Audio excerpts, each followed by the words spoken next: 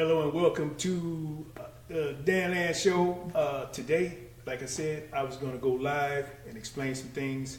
I just created a page for steppersexpress.com, which is one of the original websites, one of the original Steppers websites that featured dynamic content that was interactive way back in the day, before some of y'all time. The person I always accredit to creating Steppers websites is Leon Whitten, who's passed on, may he rest in peace, but he is the person who originally had a website pertaining to Steppers content or dance content or lessons pertaining to stepping. And he, at that time, was doing a lot of websites for different people. They were called static websites. So that was just like you had pictures and you just had people on the website and he had information. Excuse me. Most of those sites were kind of like personal sites or for particular people or companies, and I came along with Steppers Express, and then we made it interactive, and we added what you call animations. We had little feet stepping, we had little build match sequences, because back then you couldn't put a lot of video on the internet. We had music where people could finally click music, and I used to write little history stories about stepping, and basically a lot of people, even in this one guy, I forget his name, he got a book about stepping. He featured that article that I wrote back then. Pete and Bonnie DeShong used it in Indigo at one time. People have paraphrased that article in so many ways. And I want to say now that we're in a more modern state, that when I wrote that article, it really wasn't based on research. It was based on my personal perspective of stepping at that time. Because at that time, all we had was stepping as a lifestyle, stepping as an art form. So no one had really wrote anything concrete, kind of giving stepping a definition. So I wanted to put it in some words that could pretty much define it based on what we was doing at that time. And that's really when the count and a lot of lessons, people were being sought out to give lessons around the country. So I was featuring all this stuff on steppersexpress.com. It was a pretty hot site back then, and I was able to try out different stuff that I might have read. And I was really getting into graphic design and videography and things like that back then. So each thing that I had interest in, I would bring to Steppers Express, feature it, and people was really eating it up. So I was really working with a lot of instructors, a lot of different companies. People would call me about movies, books, etc. Stepping was really gaining momentum back then. And a lot of this was happening before R. Kelly came along with Step in the Name of Love. Even though that video did act as a vehicle to take stepping across the nation and generate a lot of momentum and interest in it.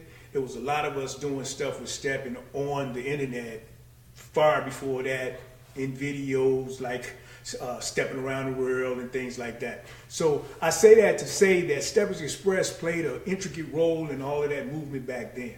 Now, following Steppers Express, you had Steppers USA come along with Marky B. And he was more focused on the back end. So Marky B is like a guy who can really go into the back end and do a lot of amazing things. So he was coming up with all these lists and things like that. And those were the things that he contributed to the design of Steppers websites. So right now what you have is you had Leon Whitten, then you had Steppers Express, then you had Steppers USA. Steppers USA was followed up. You had a lot of different people coming on board with websites, but these are maybe the major people who were kind of like doing their own designs and doing their own back-end scripting and writing and code back then. So then you had a young lady come along, Tanya Harris. So I think she established Shy Steppers, and they came along with, it was a more of an interactive site where people it was more social media oriented. So you had people on there that could really say some things that a lot of us wouldn't allow on these other sites at that time. So it took off and it became a very popular site. So Terrence Pratt was spearheading that. So that's where Shy Steppers came into the play. So this is the chronological order of Steppers websites. So you have a lot of people that came on board since then. Back then we didn't have YouTube videos. I pretty much played a role in getting YouTube videos up because when you typed in the keyword stepping or steppers, nothing came up. So we started populating it. So that is really what led me into doing dancing in videos. I never really wanted to be a dancer. Even when I was young, I knew how to dance and never danced. I like to skate and fix cars. I would hold my friends' coats while they danced, but I knew how to dance. But what I'm trying to say in that sense is that when it became too difficult to get people to feature in some of the little video clips that I want to feature on the websites, I started dancing in them myself, and that's when I brought Jackie Dace in, and we did a few little things to get them up on YouTube and to become more social media oriented with websites. I mean, with a Steppin video on YouTube. So now you got a lot. I mean, if you type in Steppin or Steppers or whatever, Chicago style Steppin on YouTube now, you get a whole lot of videos come up, thousands and thousands and thousands. So my point is to show you that the chronological order that all of this stuff has developed. So now I have time to kind of like reinitiate or redesign Steppin Express, and that's basically where I'm going with this. So I'm coming on here to introduce you to the fact, because a lot of people, when we first started this off, some of y'all was probably 5, 6, 10, whatever. So when you talk about people in their 20s and 30s now, they really are not familiar with a lot of us who was doing these things back when it first became popular to start doing things on the internet concerning Steppin. So Steppin Express played a role in that. I played a role in that. Some of the people I mentioned to you played a role in that. And I think when we learn to respect what people do or what people add to something, then we'll get a better flow as to what's really going on, instead of all of this back and forth. Because I hear a lot of back and forth. You know, you get a lot of back and forth. And I used to get it back in the day. That's why I say a lot of these arguments are old. Because, you know, I used to get stuff like, Dan don't dance, so he shouldn't be able to say this, or he shouldn't be able to do that. And I used to always say, you know, what does that really have to do with art, or something that you're trying to introduce, or something that you're trying to use to build upon something that somebody already done? The dance itself is the dance. All we doing is building. We building on that dance. We using or coming up with ideas to enhance it, to give it momentum, to introduce it to people, and then they can grow from it, and they can do things from it and grow from it. The young people, I mean, anybody with an idea might want to take that idea, add it to that particular environment, and grow from it. And that's how things really happen when it comes to Steppin's websites and YouTube and social media. People just take what comes out as far as technology, they add it to it, and they grow on it. So to constantly keep trying to stop that is not, you know, or to argue about that as to who played this and who played that. I'm the first to tell you, I always give people respect that I know were intricate in writing the chapters of dance. People that I grew up with, people in my neighborhood, people in my school. So I don't come on out and I don't come off like I was raising hell on the dance floor and I want to be a heavy hitter and a legend and I'm a pioneer, none of that. I'm not trying to insinuate none of that, never have. But I've always given those people their credits. I wrote many things about Sam Chapman. I wrote many things about DJs and promoters back then when it wasn't popular, because everybody wasn't doing it. So basically where I'm trying to go now is I'm trying to get back into the art, because we need some structure, we need some base, we need some communications and relationships with each other that can make this thing what it really is. And it's constantly growing, but it's kind of like, really sometimes kind of chaotic, because you get so many arguments about so many things. And like I said, a lot of them are old arguments. So I've always been motivated by art, and Steppin has always been something that I took great interest in, and that's what Steppin Express is all about. So you're gonna see me doing some examples of like simple step lessons, where I pretty much show that you can sometimes turn the count around into different cadence, and you can use different numbering systems, but even in those numbering systems, the steps are the same. You just change the cadence. And people change the cadence as far as their classes go. People change things as far as their classes go. That's why I always emphasize that eventually you must format, you must define, and that way you can establish curriculum that people have to fall into that curriculum as far as claiming themselves to be an instructor or a teacher or what have you. Even when it comes to Steppin videos, when I used to do them back in the day, and I still do them now, not like I used to, I use the counting system a lot of times to edit those videos. And a lot of times that gave them more power than just getting on video and dancing. Those videos were cut based on the counts. And when you cut based on the counts, you get that video rhythm, and you give people the mind. It can accept that because it's giving it a rhythm. You don't want to cut on a 3 and then come back on a 6 or a 7 or anything like that. So whatever count you use, and once you become familiar with the different counts, then you can cut and edit on those pages. You can cut and edit with that rhythm or that beat. No different than a DJ does the music. So when you get into these things, a lot of us took these things and we established ourselves as far as whatever our gift or talents was with these things, and we came up with whatever our particular style is when dealing with those things. I'm not here to DJ, even though I get on here and I was playing music or something like that. I'm playing music because I wanted to see if the particular software that I'm using would allow me to play music where it would give me a more HD sound with clarity. But when I finish that particular broadcast, it's not going to record and replay because it's copyrighted music. So I'm not trying to steal anybody's music or claim anybody's music. So when I'm using it in that content, it's not something playing in the background. It's actually coming through the software.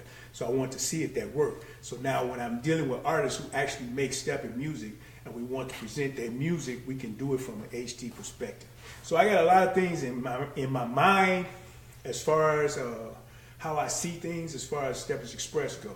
So I'm not going to surrender my interest in Steppin or my interest in technology or my interest in website design or social media or anything, and I'm going to share with you the things that I'm doing, just like I'm sharing with you today.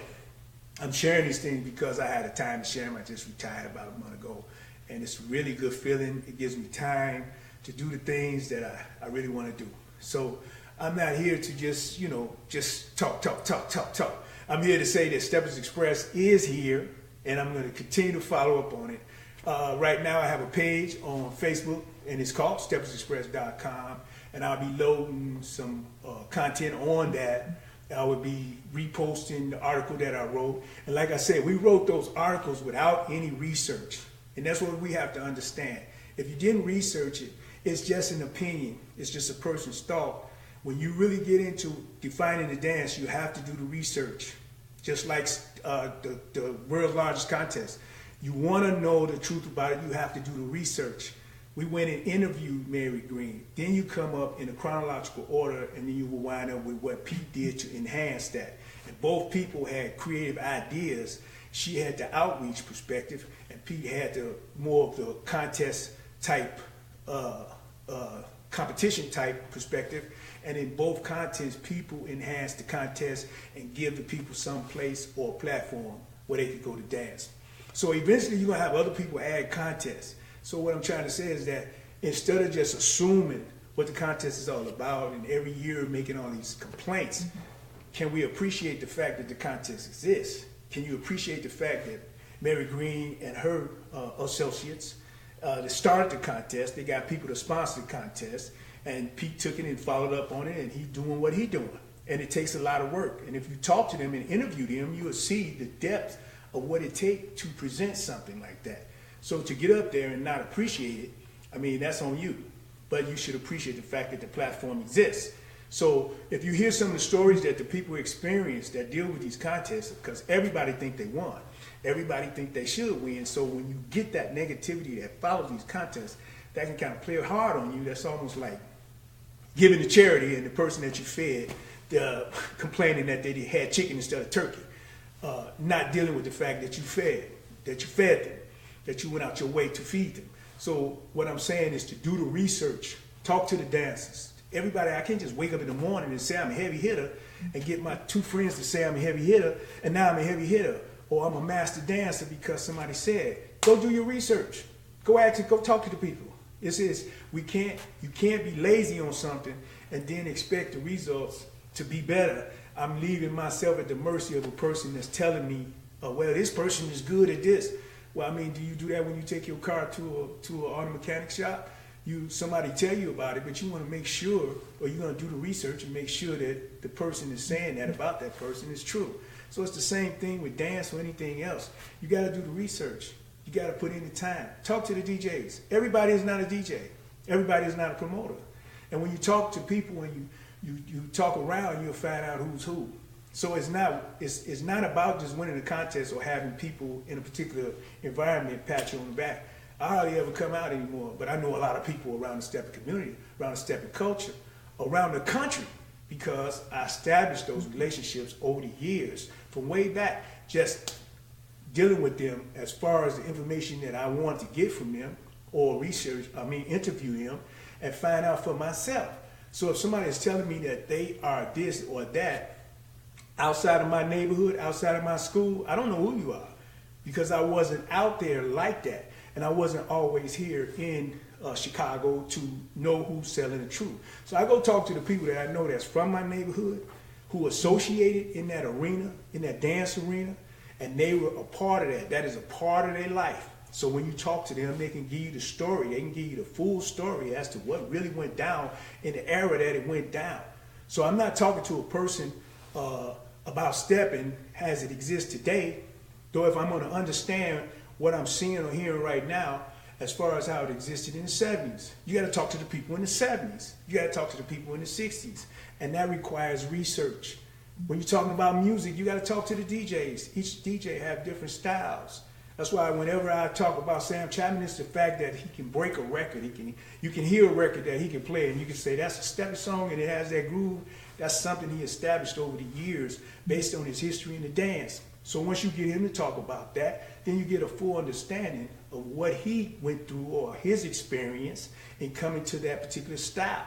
So you can name some of the rest of them. You got a lot of new DJs I don't necessarily know, but when I get the chance, I'll reach out to them, and then I'll get to interview them, and I get to get their perspective on the dance. I'm not here to give you just my perspective, because all I can give you is my experience from the neighborhood I grew up in, or the school I went to, or the people that I know, or my experience as a Majestic Gent, and that's a whole nother book right there. That's a story in itself. But it's not a story that I look at from a negative perspective, because if I hadn't never been in the Majestic Gents and what I experienced in the Majestic Gents, I would have never said one day, buy me a computer and start doing websites and start doing graphics and start doing video. So in other words, a lot of the stuff that I learned, and even the stuff that I had the opportunity to do outside of the Steppin community, it came from that experience, because that experience is what led me to the path that I guess I was supposed to be on anyway. So I can't look at the negative aspect of that. I have to look at the positive aspect. So I have to appreciate that experience in the Majestic Gents, even though I'm not in it anymore, because I had another path. So I have to appreciate that. And that's the same with DJs. That's the same with the dance. What do you see positive about the dance that you enjoy? Now, is it going out with your wife? Is it meeting people? Is it going to other cities? Is it learning, being in the classroom environment? Whatever it is positive. That's what we have to learn to appreciate. And I'm not saying pretend that everything is perfect. I'm saying that why do we emphasize the negative so greatly and ignore the positive?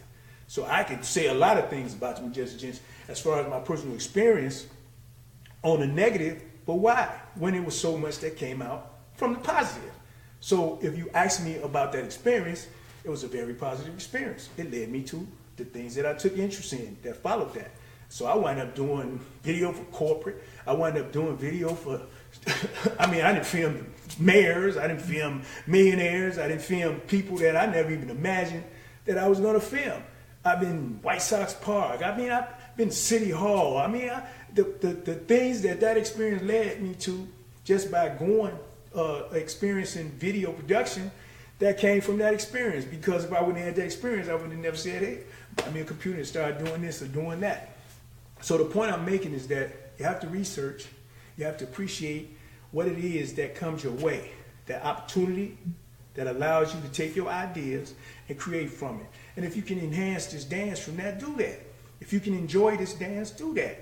But if you just want to down it, if you just want to run it in the ground and run the people in the ground, then don't do it. I've had days or I've had periods in my life where I just stepped away from stepping. Because like I say, when you get into all that, well, he don't dance and he ain't never won a contest. Dude, I ain't got time for you. I'm at home reading computer books. I'm not trying to win a contest. I'm trying to create another video. So I'm not on the same page you on. So when we get into that, sometimes you got to step back, because that person is like speaking French and you speaking French to them. You understand.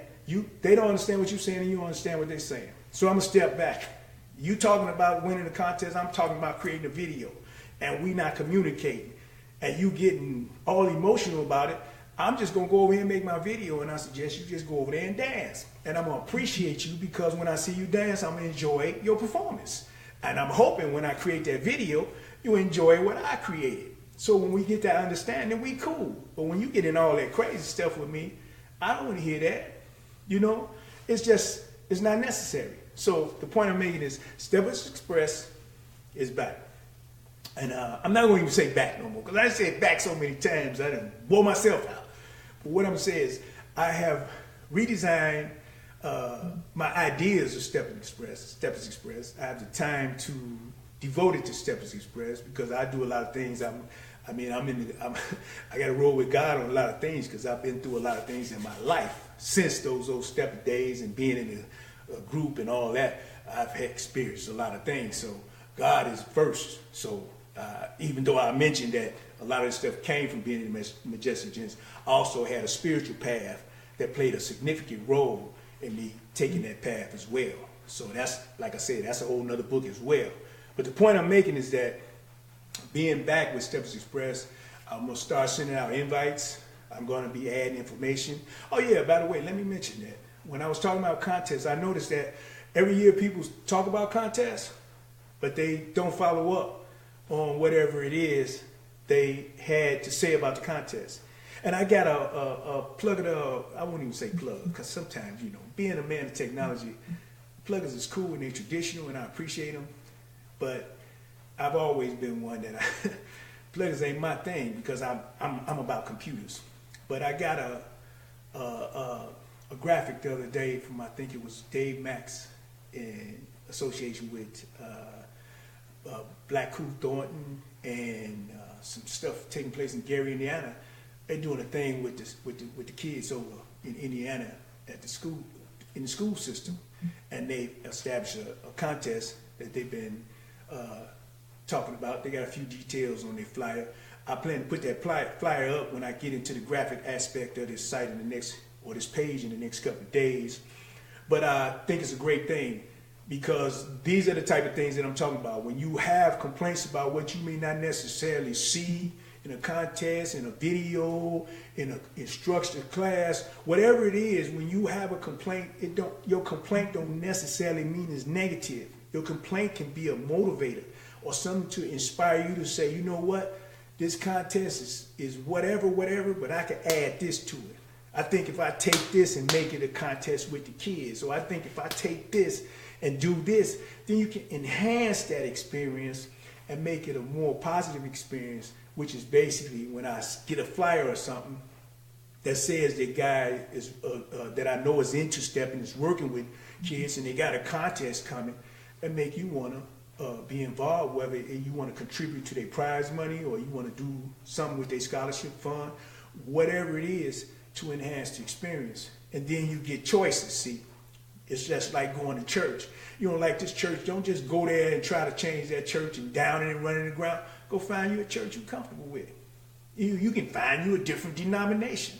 You can find whatever. So once you get Steppin where you have choices, just like you do with clubs, then you can do the same things with contests. I won't go to that contest, I go to this contest. Like you don't go to this city, you go to that city. It's the same thing. So I just want to say that I think that effort, and I got history with Dave from way back, so that effort to me is a very positive effort. So anything that I see positive, I'm going to speak on it. I got a little ticker tape, RSS feed to come across, and I search for anybody. See, that's something else. I searched the last couple of days. I searched for something like a RSS feed on Steppin information. You see, and that's my point. Instead of you putting all these pluggers on my windshield and you sending me 1,000 different pluggers, all day, who you think got time to read all that, first of all?